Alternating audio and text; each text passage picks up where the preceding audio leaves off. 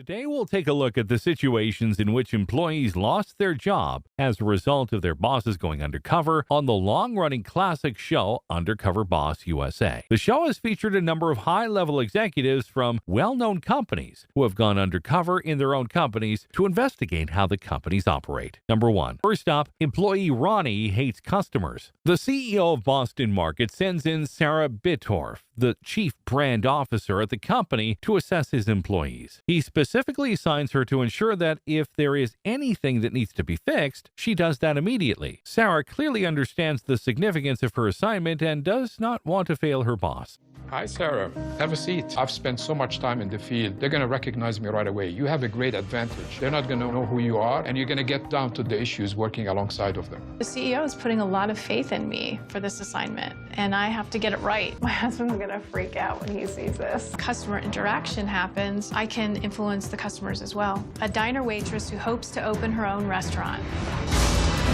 Undercover boss Sarah meets Ronnie, who shows her around. Initially managing to charm Sarah with his jokes and banter, he soon takes an offensive turn. While showing Sarah the way they do things, he constantly mentions hating his job and hating the standard that the company has set for them. Because our hourly shift supervisors are in a leadership role, they set the tone for all of the employees in the restaurant. So we want them to be energetic, positive attitude, and we want them to be really focused on delivering warm and friendly service. I'm Ronnie. Hi, Rachel. Nice to meet you. Nice to meet you. You excited? Yeah, a little nervous. You have a great teacher. Oh, good. Standard procedure is to greet the customer as they walk in and say, hello, welcome to Boston Market, you know, blah, blah, blah, whatever. I'm like the Kim Kardashian of Boston Market.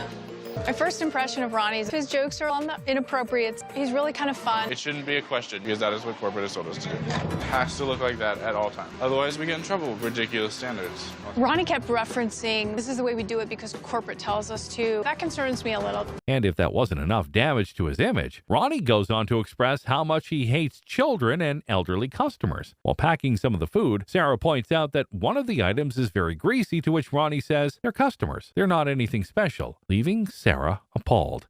Children and old people are literally the worst I've ever seen in my entire life because none of them know what they want and they're like literally can't talk. You just kind of have to deal with it. Our guests are our bread and butter. They pay our checks. They pay his paycheck. So she's going to be here dealing with her children and we just have to wait. I don't know how hard it is to read a menu, but you know. Families include kids and they include older people. How come you got a job at Boston Market? Oh, that one's kind of greasy. They're customers. They're not anything special.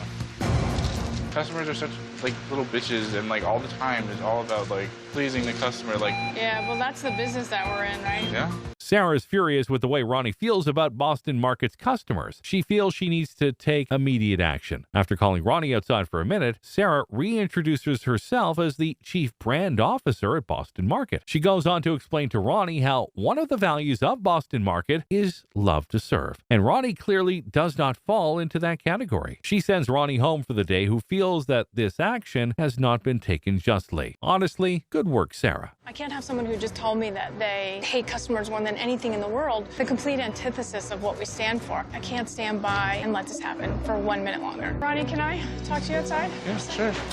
So, Ronnie, I wanted to reintroduce myself to you. I'm not actually Rachel. Who are you?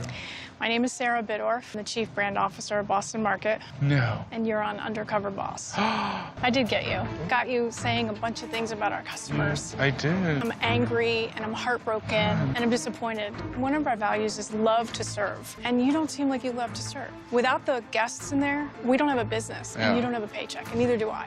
What I'm gonna do is I'm gonna send you home for the day. I wanna think about whether this is really the right job choice for you. That's it? That's all? I don't know. I didn't think it was that terrible. It's not wrong of me to hate people. I'm not trying to justify like how mean I was to a customer. Like, they don't know I'm saying it, so it's not really that big a deal. Number 2. Up next, front desk associate Jacqueline needs an attitude fixing. Founder of Retro Fitness, Eric Casaburi tackles some very heavy lifting of his own as an undercover boss. He meets the front desk associate at the branch, Jacqueline, who initially makes it to the good side of Eric until, of course, she opens her mouth. I want to go undercover because we're at a critical point in Retro Fitness. Today we're in Fair Lawn, New Jersey, Retro Fitness, where we'll be working at the front desk. It would be my expectation that whoever's working is up for the task. The front desk position is really important. Nice to meet you. Nice to meet you too. You got your... I do, yes. Oh, there we go. Ready. When it comes to a lot of stuff to know, Okay. but it's not hard. Like me, I'm just a front desk. So I just kind of sit here, say my heys, how are you, walk around, do that. No, but most of the time I'm kind of just like this. To Jacqueline walks in. Hey, how you doing? Use that while you work. If someone may have a question, maybe they might not approach you because they think you're busy. That's actually never happened to me. People love to interrupt here. People love to be obnoxious. I'm not a slave. I don't work for you. People, I just want to punch them in the face sometimes. Oh, nice girl and nice smile. Think, hey, all is right in the world. And then she opens her mouth and it's like, you know, the bats from hell start flying out. Jacqueline's tongue is as sharp as a knife, and she chooses to stab while she teaches Eric how she does things. She shows him how to make smoothies her way instead of what the recipes tell them to do. And then she continues to dump all of the leftover smoothies down the drain. Eric, who objects and is dealt with by Jacqueline in the same manner and called condescending. Do you want to do smoothies? Yeah, I think it's great. They're really important. It's super explanatory. Like, you would be literally brain dead if you can't get it. So if you look at that and can't understand it, then you should probably turn around and not do this. Go here. This is our peanut butter and chocolate. We're not supposed to put more than what it says on the menu. And it says on the menu, 1 pump. I always put 2.5. It tastes better, honestly. The juice bar is on average 15% of the annual revenue inside of the gym. One area of the gym that I really care about. At some point, I realized that maybe we should have renamed it Jacqueline's Juice Bar. Do you want to show me how to make a shake? Dirty peanut. You said a dirty peanut, right? Okay. Oh, you're going to do it the way I told you. The way you told me. Okay, so we want 2 of these from you, right? That's not a full 1 pump. and a Come half. on. Picking up the pace. Here we Yeah. go. That's enough ice. Okay. I would normally hit the code. Telling you the way people like it. Okay. But if you don't want to listen to I it would for me. love to listen to you. I just... Eric leaves work immediately and calls the franchise manager, Bob, to discuss this further. Later, Jacqueline is called in, and Eric confronts her about her behavior behind the desk. Bob is also called in, and he tells a teary-eyed Jacqueline that it's best if they part ways. Hi, Jackie. Hi, Think you may know Bob. who this is? Yes, I know who it is. Hi, Eric. Bob, I called you in because you're my franchisee and Jacqueline's direct boss. What I witnessed there was nothing shy of scary. In fact, I left the job early. I had to get the hell out of there. I said, I gotta call Bob. I can't believe there's someone on this staff that's doing this at this club. You're aware of what he told me, right? No, yeah, I know everything, but like, you know me, Bob. And do you ever see that? You did it in front of the CEO. Drive 72 miles to get to that club every day. Seriously, no, this needs to be like talked about how like the CEO of the company right in front of my face staring at me. I would never have an employee like that behind my counter. You know that. You have to part ways. There's nothing else I could do. Thank you, Jacqueline. Number 3. Next, the undercover boss catches Aaron in illegal activities. Jane Grodable, chairman of Donato's Pizza, works undercover at her company, where she meets the delivery driver Aaron, with whom she sees incredible potential. She initially describes him as the perfect driver, but a few deliveries in, his true colors begin to show. So we're just gonna go ahead and grab the ticket, take the bag up here, and then we're just out the door. Okay. And when we get up there, we gotta grab the pizza. Okay.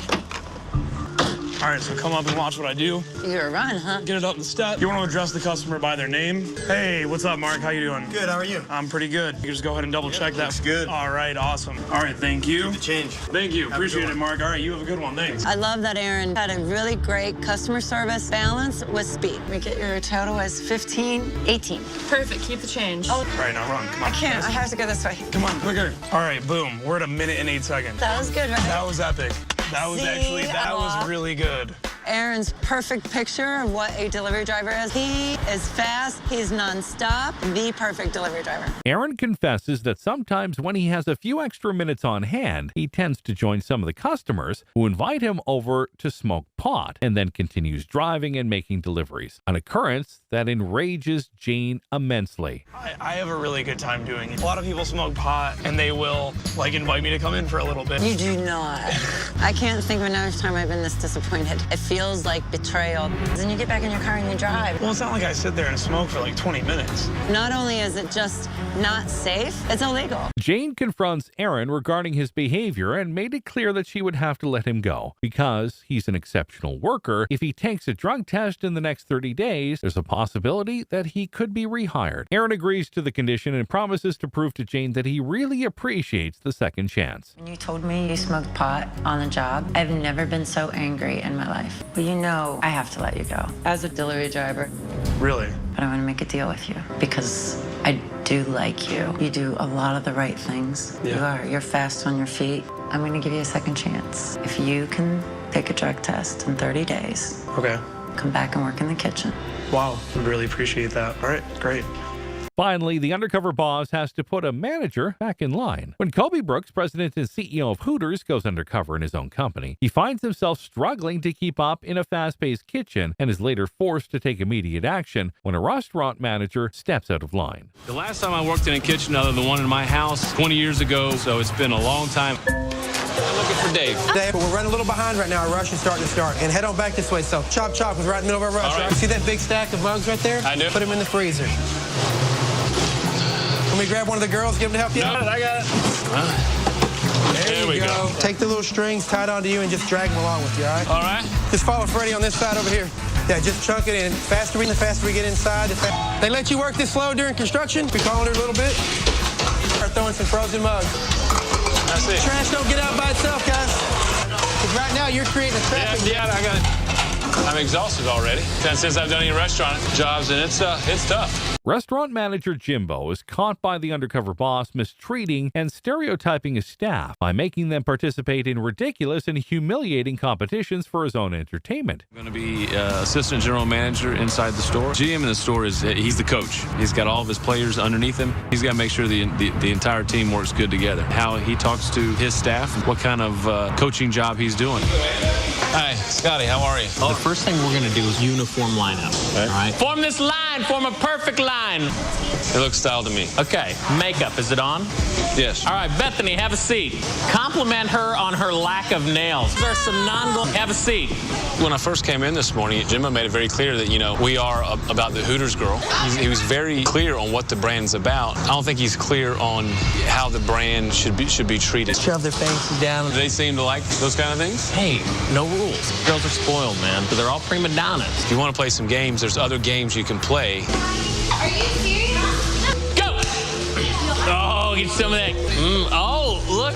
Brianna, how are they, baby? Oh, they look tasty. It's hard for me on this one to bite my tongue. If I could break cover, I would sit down and have a very long, serious talk with Jimbo. The things I saw today were inappropriate. I don't want any part of it. Later, he is called in by the CEO and reminded of how unacceptable his behavior is. Gladly, instead of pointlessly arguing like the employee in the undercover boss incident before him, he admits his mistake. The way that you interact with the girls, quite frankly, is inappropriate. You're no better than they are. You said, don't forget, all these girls are prima donnas. Just stereotyping your whole cast of girls. There's lines you don't cross. Apology to your staff is necessary in this situation. You do that for me when you go back? And I took a step back and, okay, I get it. I get what he says, and yeah, I'll make it happen.